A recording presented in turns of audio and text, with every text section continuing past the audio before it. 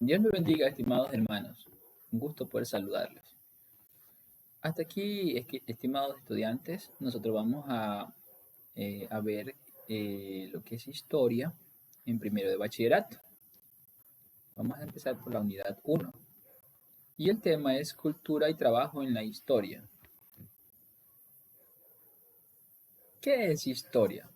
La historia es un conjunto de hechos o sucesos relacionados entre sí, ocurridos durante tiempos pasados y lugares determinados, llevados a cabo por protagonistas que se pueden conocer mediante el análisis de las fuentes. Los hechos pueden ser políticos, económicos, sociales o culturales. Los primeros historiadores eran relatadores de los sucesos de sus épocas, en especial de las guerras, aunque solían presentar el hecho desde el punto de vista de uno de los contenedores. Esos pioneros de la historia eran personas dedicadas a las letras, en época en la que la escritura era un uso generalizado. Por eso, hay pueblos en los que se sabe muy poco o nada debido a la falta de historiadores o de historia escrita. Pero, por otro lado, se ha conocido la historia de la humanidad y civilizaciones antiguas gracias a la arqueología, ya que objetos manufacturados del pasado pueden aportar datos sobre la época. La periodización. Uno de los trabajos de los historiadores consiste en ubicar los hechos históricos en el tiempo. El estudio de la medida del tiempo y de la sucesión ordenada de los hechos del pasado o de la denominación o lo que denominamos cronología. La finalidad de la periodización es tener una mejor comprensión sobre el desarrollo de la historia. Aquí también tenemos pues a quien se le conoce como el padre de la historia, Herodato de Ilicamaso. Se le dice que él fue el padre de la historia.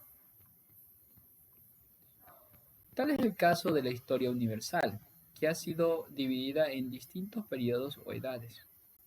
El paso de una edad a otra se produce de forma inmediata, pero se ha establecido unas fechas convencionales como punto de referencia. Estas fechas corresponden a acontecimientos que han supuesto un cambio radical en las características de la sociedad occidental, sin tener en cuenta lo que ocurre en otras partes del mundo. Así pues, la división de edades utilizamos en eurocéntrica. Las unidades del tiempo. Existen distintas formas de computar el tiempo. Por ejemplo, los romanos iniciaban su cuenta en el año de la fundación de Roma, que nosotros datamos en el año 753 AC. Por cierto, nota curiosa, AC significa antes de Cristo. Los musulmanes lo empiezan en el año de la Ejira, cuando Mahoma huyó de la Meca a Medina. Eso fue en el año 622 después de Cristo. En la cultura occidental, el cómputo de años se inicia con el nacimiento de Jesucristo. El año del nacimiento de Jesucristo es el año 1. Los años anteriores a esta fecha se referencian como antes de Cristo y los años posteriores como después de Cristo. Como no existe el año cero, el siglo I transcurre entre los años del 1 al 100 y el siglo II entre los años 101 y 200, y así sucesivamente. El primer milenio transcurre entre el año 1 y 1000, y el segundo milenio entre los años 1001 y 2000, y así sucesivamente. El método de trabajo. ¿Cómo se hace para que un historiador desarrolle o averigüe la historia correcta? El trabajo de los historiadores es riguroso y científico, es decir, sigue un método que podemos resumir en 4 pasos: la elaboración de la hipótesis, la búsqueda de la información, el análisis de las fuentes de información y la elaboración de conclusiones. En la elaboración de hipótesis, el historiador se plantea una serie de preguntas para las que quiere obtener respuesta. ¿Cuándo pasó? ¿Por qué pasó? ¿Hubo personajes que destacaron en él? ¿Qué consecuencias tuvo?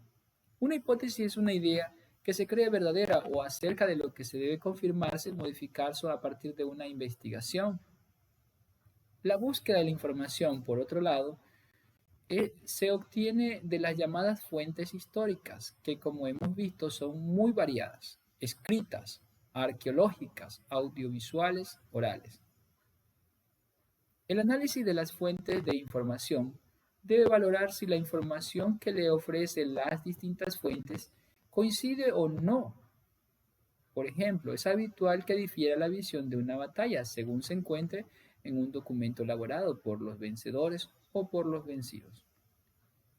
Debe determinar también si todas las fuentes tienen el mismo rigor. Por ejemplo, es difícil que una persona que vivió un hecho recuerde cifras con mucho detalle y, en cambio, en un registro, estas pueden encontrarse recogidas de manera más fiables. Y como último punto tenemos la elaboración de conclusiones. Después de analizar la información, el historiador elabora una conclusión en la que da respuestas a las preguntas, a todas las partes de las preguntas, que se planteaba al comienzo de la investigación y confirma o modifica la hipótesis que ha guiado todo el proceso.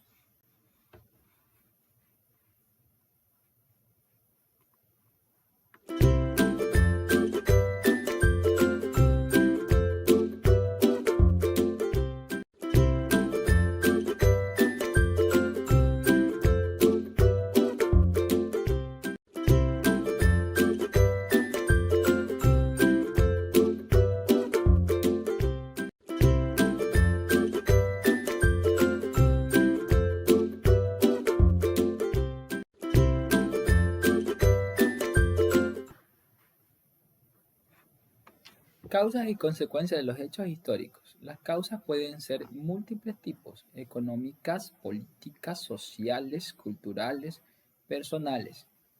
Las económicas, la pérdida de una cosecha debido a la sequía. Las políticas, el estallido de una guerra.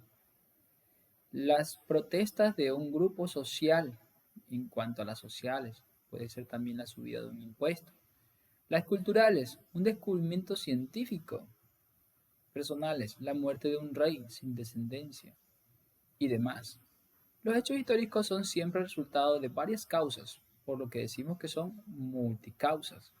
Además, tiene unos efectos o consecuencias que pueden ser causadas de otros acontecimientos. Las ciencias auxiliares. Tenemos la antropología, la geografía, la geología, la paleografía. La antropología ayuda a estudiar los hábitos, costumbres relacionadas estos a las culturas de los grupos humanos a través del tiempo. Ayuda, en este caso, por otro lado, tenemos la geografía. Ayuda a ubicar los lugares donde sucedieron los hechos históricos y el territorio en que se ha desarrollado la vida de los pueblos. Muchas veces los hechos históricos han sido determinados por el medio físico en que tuvieron lugar. También podemos encontrar la geología, especialmente útil para estudiar las primeras etapas de la evolución del planeta, en vista de que ocupa la formación y constitución de la corteza terrestre. Por último, la paleografía. La paleografía se trata de que se ocupa de las formas de escrituras antiguas y de los signos convencionales de los humanos, utilizaban para comunicarse en épocas pasadas. Esta ciencia es muy importante para descifrar contenido de documentos antiguos. ¿Cuál es la utilidad de la historia? La historia nos ayuda a comprender el pasado y el presente. Así, para entender los hechos políticos sociales actuales, necesitamos conocer lo que ocurrieron en el pasado. Asimismo, el conocimiento de la historia nos ayuda a tener una visión crítica de los hechos y no dejarnos engañar por el presente. La historia estudia el pasado humano partiendo de datos simples aportados por la investigación de documentos históricos para elaborar conceptos complejos sobre determinado periodo. Pero, además, es un intento del ser humano racional que desea ser consciente de sí mismo y de su situación en el mundo. Por eso la historia siempre, la comprensión de los hechos de los humanos en el pasado para mantener y mejorar sus condiciones de vida. O sea, producción y material. Historiografía. La historiografía es el estudio, el método y el enfoque que empleamos para escribir la historia. O sea, cómo levantamos la historia, que el último término es una interpretación de los hechos de la realidad. De manera que la historiografía revela la forma de pensar y de hacer ciencia del momento en que pretendemos comprender un hecho del pasado. En pocas palabras, la historiografía estudia el modo en que la historia ha sido escrita, un modo determinado por un momento, el espacio y la forma de pensar. Tenemos también aquí acerca de la teoría de la historia. La teoría de la historia, o la historia, también podemos encontrarla, la teoría de la historia o historiología, busca explicar cómo y por qué se dan ciertos tipos de hechos históricos, procesos o tendencias, identifica patrones, causas generales de los procesos históricos. También podemos tener la filosofía de la historia. Es la rama de la filosofía que cuestiona el significado de la historia humana, su validez, su posibilidad, su finalidad. Se hace preguntas como, ¿tiene la historia humana alguna finalidad? ¿Por qué el ser humano hace historia? ¿La historia es lineal o cíclica? ¿Qué es el proceso? ¿Qué es el progreso? En resumen, la historia es la comprensión de los hechos pasados. La historiografía es la ciencia sobre la historia. La historiología es la ciencia sobre los procesos históricos en general. Y la filosofía es la historia que se pregunta por la validez y la finalidad de la historia.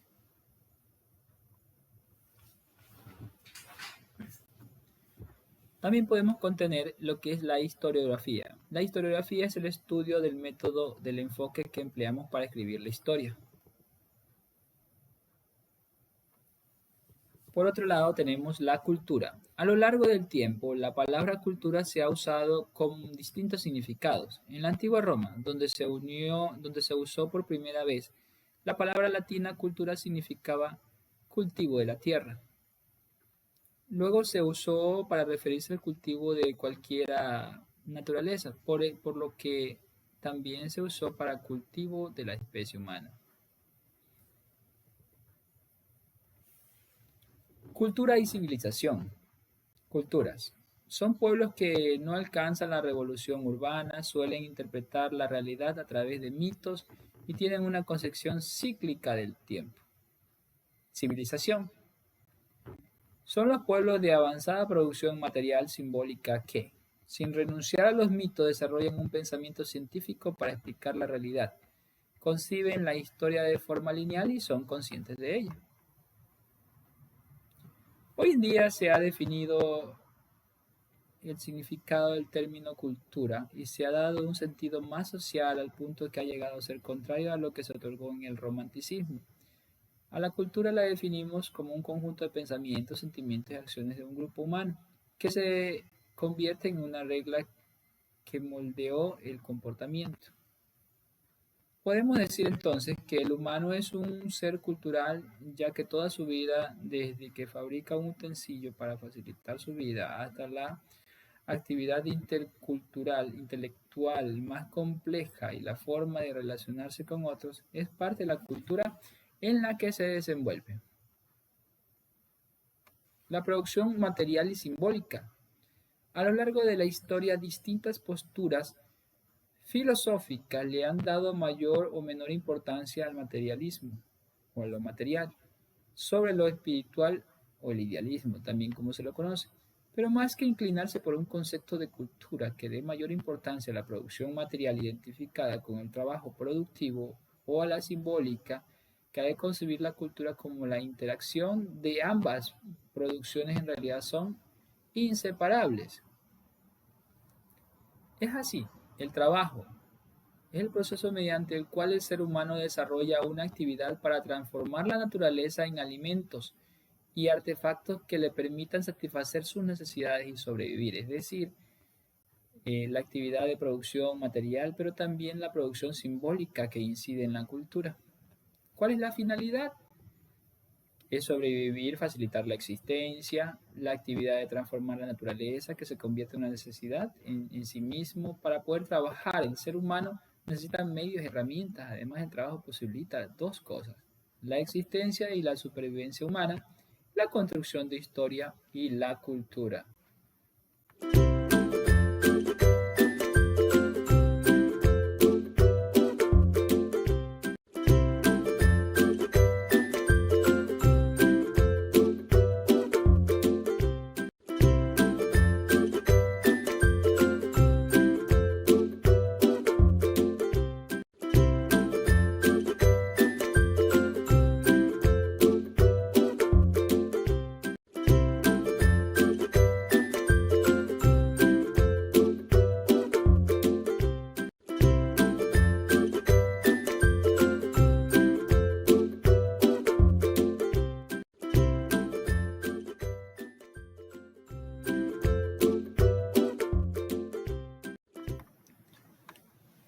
División del trabajo. Es la organización de la fuerza laboral en varias funciones con la finalidad de obtener mejores resultados en menor tiempo, con menor esfuerzo. El periodo paleolítico, el trabajo era colectivo, pero las funciones se asignaban de acuerdo con el sexo y la edad. A esa primera forma de división de trabajo se le conocemos como división natural del trabajo. Las divisiones sociales, con la revolución neolítica, surgimiento de la agricultura y la ganadería, cerca alrededor de los años 10.000 antes de Cristo, la división del trabajo se intensificó y surgió la primera división social del trabajo, la separación de las tribus dedicadas al cultivo y a la cría. El trabajo colectivo y solidario, como su nombre lo indica. Las sociedades paleolíticas, la cooperación, el trabajo colectivo mediante la caza y la recolección aseguraron la supervivencia de la especie humana. Este tipo de sociedades, así como las comunidades rurales y las familias, en la actualidad cooperan entre sí y por la solidaridad propia de los grupos. En los individuos se consideran iguales. Pero en la revolución neolítica las actividades productivas se hicieron más complejas. Surgieron las clases sociales con sus propios intereses que en adelante determinaron las relaciones de su producción hasta llegar al capitalismo en la que impera el interés del propietario del medio de producción. Por último, en esta unidad vemos el trabajo como producción simbólica. En el proceso del trabajo hay más que aspectos técnicos y económicos. Es un espacio de producción, transformación de la cultura, pues influye en la forma de vivir y pensar del ser humano. Así, el trabajo no solo obtenemos productos materiales, sino también simbólicos, pues antes de transformar la naturaleza en materia prima, el trabajador tiene en la mente un concepto de lo que va a producir. En este sentido, el producto del trabajo es siempre simbólico. Además, la producción material es organizada como un proceso social que adquiere significado ante la vida, que hace posible a lo que se busca el sentido y explicación mediante la religión, la ciencia y la filosofía.